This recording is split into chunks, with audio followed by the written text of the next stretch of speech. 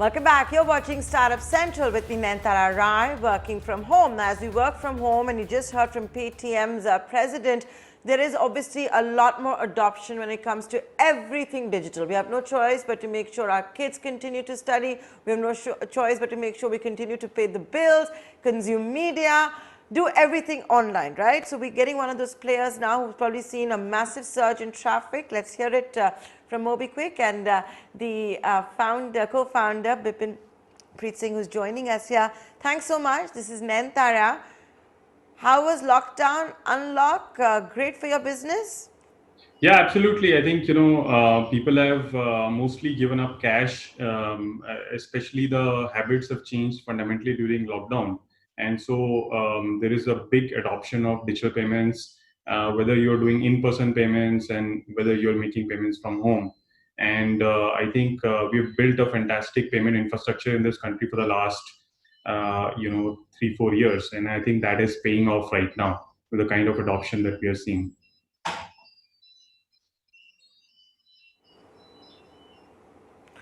Okay. Now, Bipin, your entire business and your competitors, your peers, a lot of them have come under or there's been a lot of chatter because of what's happening with at the border between India and China, with India wanting to pre-screen investments from China. Look at Zomato. Its investment from Alibaba, the latest round, was not approved.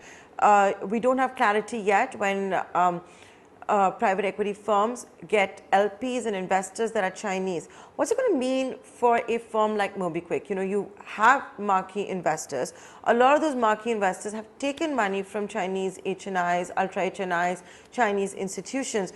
Are you seeing the dry up of that capital being made up by other geographies, including from domestic capital? Well, I think at least from our point of view, I don't think we are facing any challenge. We don't have a single Chinese investor, and as far as I know, there are no LPs also who are from China, from any of the investors.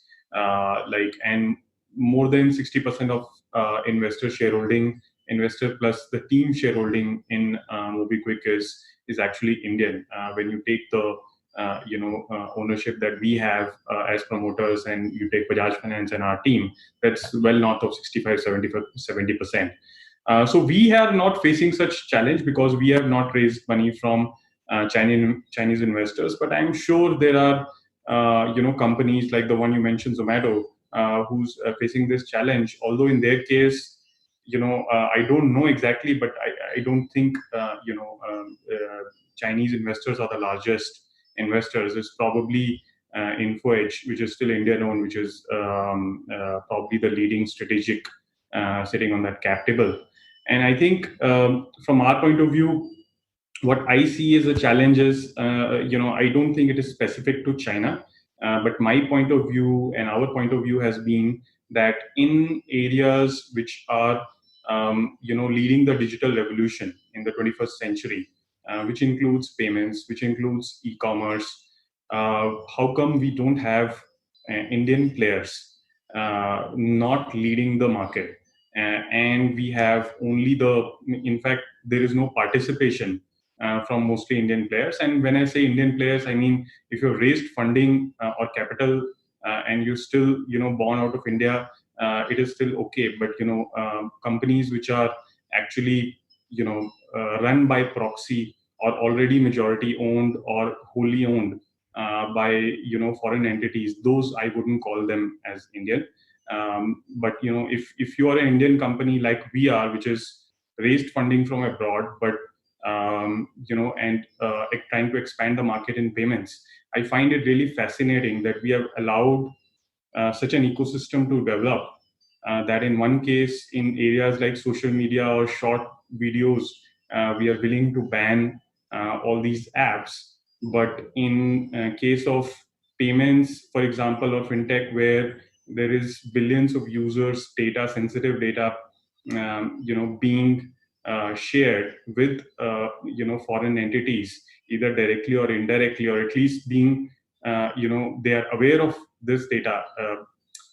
I don't know what kind of safeguards we have in place, and I think that is something that people in Niti Aayog, people who will form the policy need to look at very, very carefully, because I think it's a very big risk. I mean, and there is no other country in the world, not Europe, not US, not China, which allows foreign companies domination in or market leadership in key areas like payments, fintech, e-commerce, etc.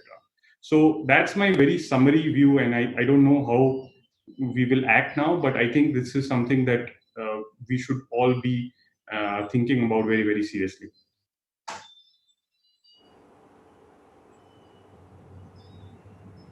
So how do you react to PhonePe and Sameer Nigam, who we had on this very channel, saying, what is MobiKwik talking about? It has large investors like Sequoia and other private equity firms which have Chinese investors.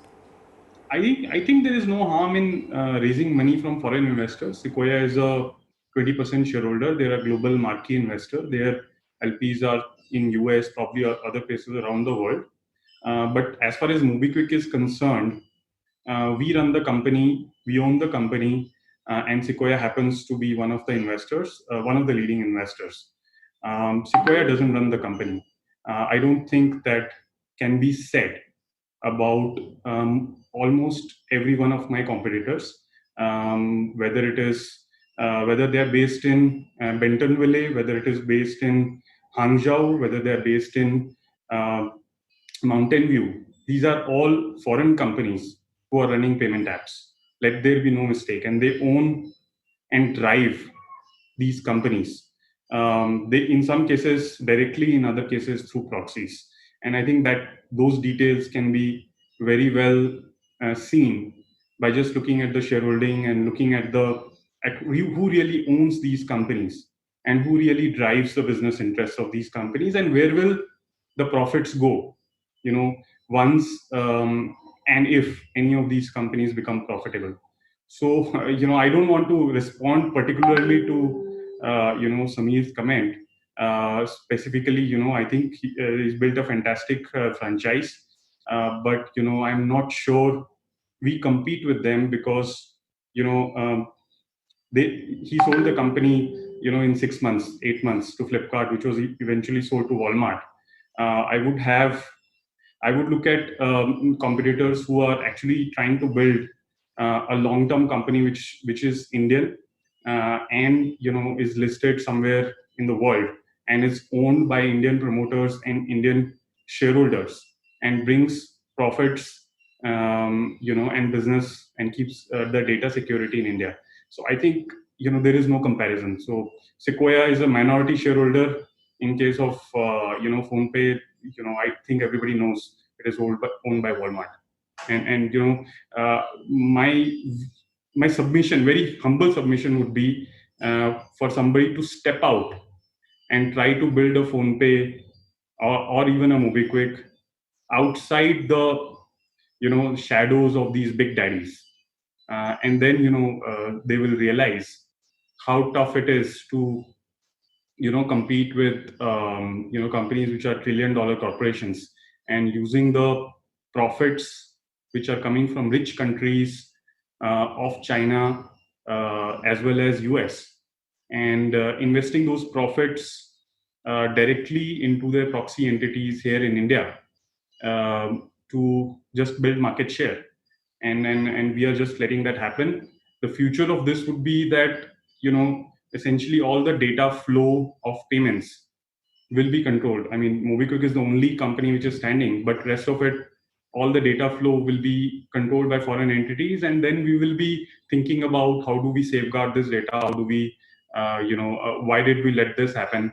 If you look at even countries in Southeast Asia, like Vietnam, Indonesia, forget even China, even Southeast Asia, Vietnam, Indonesia, most of these places do not allow foreign entities to control and run payment companies, because they are very clear that payments businesses and fintech is in the 21st century what banking was in the 20th century. So I that's my very simple response. Thank you. Okay, so it needs to be as regulated with the kind of firewalls that we had for traditional banking. We need to apply it for new banking, and that's the point that you're trying to make. We've been completely out of time. So thank you so much for being candid, for being so forthcoming on this edition of Startup Central. And here's an open invitation to be back real soon. I also want to dissect the various trends that you have noticed during the lockdown. Tell us what Indians have been spending money on, what the trends are when it comes to digital payments as well. Many thanks for joining us on this edition of Startup Central. And with that, ladies and gentlemen, it's a wrap. See you same time tomorrow.